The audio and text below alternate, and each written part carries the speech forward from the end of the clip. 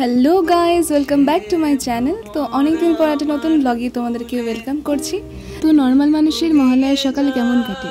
গঙ্গার ঘাটে গিয়ে তর্পণ পুজো দেখে 2 কাপ চা, ব্রেকফাস্ট আরও অনেক কিছু, পুজো যেন শুরুই হয়ে যায়।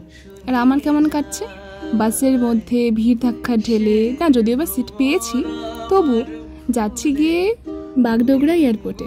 তো বিগত 10 দিন ধরে আমার একটা ইন্টার্নশিপ স্টার্ট হয়েছে, আর কিছুদিন হলেই শেষ হয়ে যাবে। তো সেই দিনেরই ব্লগ এটা।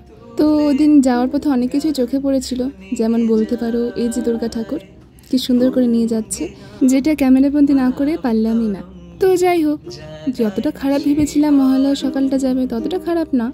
হয়তো ছোটোবেলার মতন মহালয়া আর দেখা হয় না, তবে ওই আমেজটা থেকেই গেছে যে মহালয়া আসলে পরে পুজো পুজো ভাবটা বেশ ভালোই লাগে, এখনও ভালো লাগে। তো সব কিছুর মধ্যে দিয়েই ভালোই কেটেছে। তো আজকের জন্য এতটুকুই, আসছি পরের ব্লগে। টাটা।